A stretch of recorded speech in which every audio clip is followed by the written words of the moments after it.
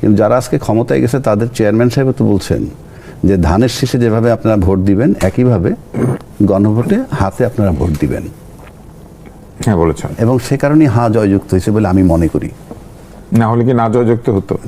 আমি তার ওখানে যাচ্ছি না তো, উনি তো যেহেতু ওনারা মেজরিটি ভোট পাইছেন সুতরাং ওনার কথায় সবাই ভোট দিছে। আপনি যখন এই গণভোট মেনে নিছেন আপনি এখান থেকে সরতে পারবেন, এটাও আইন, এটাও আইন। আপনি যখন মেনে নেবেন আর সরতে পারবেন না, এটাও আইন। এবং আপনি সেটা নির্বাচনের যে দুইটা ওত নিতে হবে সেটা কিন্তু বলা হয়েছে। কোথায়? প্রেসিডেন্টের যে অর্ডারটা সেটার ভিতরে ওই আদেশের মধ্যে বলা আছে দুইটা ওত নিতে হবে। ওই আইনটা স্টিল ইট ইজ ভ্যালিড। কিন্তু প্রেসিডেন্টের আদেশ যদি বৈধ না হয়, মানে বৈধতা না, আমি তর্কের খাতিরে বলছি, আপনি বাদ হইতে হবে তো, বাদ হইতে হবে না। যতক্ষণ আমি তর্কের খাতিরে বলছি, যতক্ষণ মতো বাদ না হয় ততক্ষণ মতো আপনাকে এটা মেনে নিতে হবে। বাদ দিবে কে? সংসদ।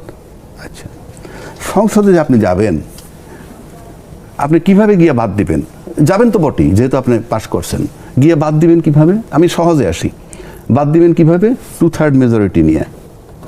এই বইটার ভিতরে 142 অনুচ্ছেদে তাই বলা আছে। বলা আছে 2/3 একমত হলে পরে একমত হলে সংবিধানে সংস্কার করতে পারবে বা সংশোধন করতে পারবে। হ্যাঁ, ঠিক আছে। আচ্ছা, এই 142 যদি মোতাবেক আপনি করতে যাবেন, কিন্তু এই 142টাকে আপনি কাজে লাগাবেন কি হিসাবে? তার আগে ফাঁকে একটু ওতটা বলে নিই। ওত যে নিলেন আপনি, একটার বেশি দুইটা নেওয়া যাবে না। তাহলে আপনি সংবিধান ফলো করতেছেন। ওকে, আমি সংবিধানেই থাকবো। সংবিধান ফলো করতেছেন, তাহলে 142 মোতাবেক আপনারা আইসে সংসদে ইয়ে করবেন। এইবার আসেন, আমরা তো সংবিধান মানতে রাজি। আপনি যদি সংবিধানের একটা সিম্পল জায়গায় আসি, যেহেতু সংবিধান মানবেন, 4 ক একটা কথা বলি, সিম্পল।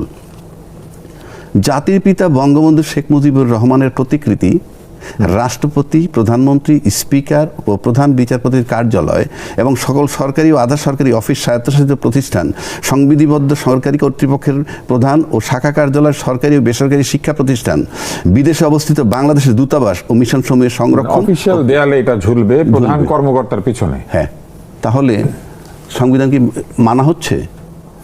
আমরা তো দেখতে চাই। আপনি যদি সংবিধানেই থাকেন, সংবিধানের দোহাই কিন্তু শেখ হাসিনাও দিয়ে গেছে।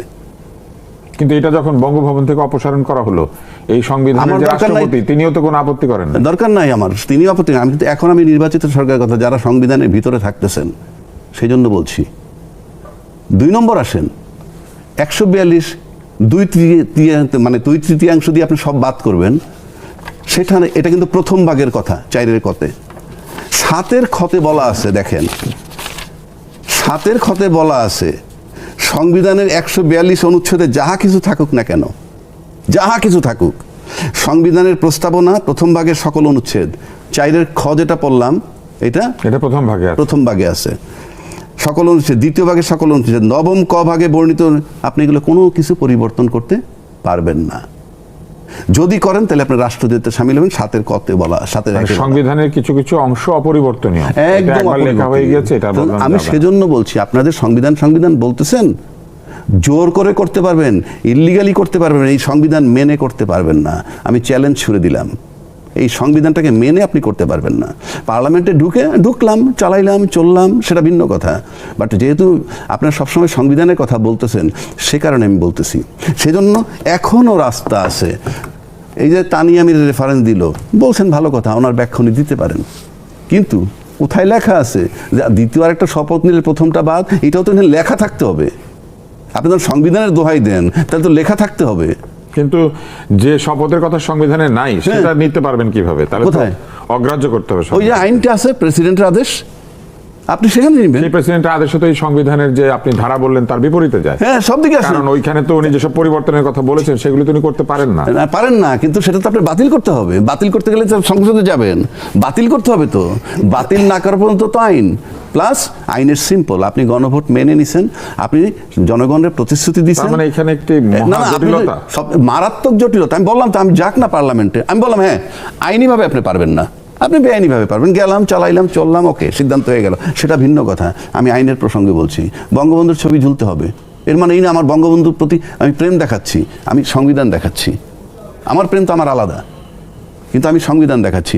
আমরা তো এই যতক্ষণ মধ্যে এইটা বাতিল না হবে ততক্ষণ মধ্যে এই ছবি ঝুলতে হবে। কিন্তু বাতিল তো আপনি করতে পারছেন না। পারছি না, কারণ যাহাই থাকুক না কেন 142। ইয়েস, আপনি কঠিন জটিলতা। আমরা এখন যে আমরা না দেখি ছবিটা, তাহলে তো আমরা ভায়োলেশন কনস্টিটিউশন হচ্ছে। তা আপনি যদি আইন ভেঙে, আইন না মেনে আপনি পার্লামেন্টে যাবেন, আইন না মেনে আপনি চালানো শুরু করবেন, তাহলে ঘটনা কি ঘটবে, তার পরিণতি কি হতে পারে? আপনি এখানে গিয়ে আপনি আইন বানাবেন, আপনি তো কি আইন বানাবেন?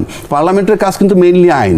যদিও আমরা ব্যবসা বাণিজ্য করি, সেটা ভিন্ন কথা, হ্যাঁ, ওটা ভিন্ন কথা। 53 বছর যাবৎ সমস্ত এমপিরা বাংলাদেশের এই এমপির দায়িত্ব লঙ্ঘন করে, সংবিধান লঙ্ঘন করে আসতেছে। কিভাবে? ওই যে তারা আইন প্রণয়নের বাইরে যায়, ওই যে ব্যাখ্যা দেয়, এটা করা যাবে না, দায়িত্ব দিয়ে দেওয়া হয়, তারা তো না না না না, এটা ট্রেডিশন আপনি বানাই নিছেন। আপনি you are not paying honour to law, আপনি তো বানাবেন আইন। আপনি দেখেন তো এলাকায় যখন নির্বাচনটা হয়েছে তখন প্রার্থীরা গিয়ে কি জিজ্ঞেস করছে, সাংবাদিকরাও, যে আপনি এলাকার কি কি উন্নয়ন করবেন। হ্যাঁ, কিন্তু একবারও জিজ্ঞেস করে নাই আপনি কোন কোন আইনের ঘাটতি দেখেন, কোন বিষয়ে একটা আইন বানানো দরকার, এইটা বলে না ওনারা।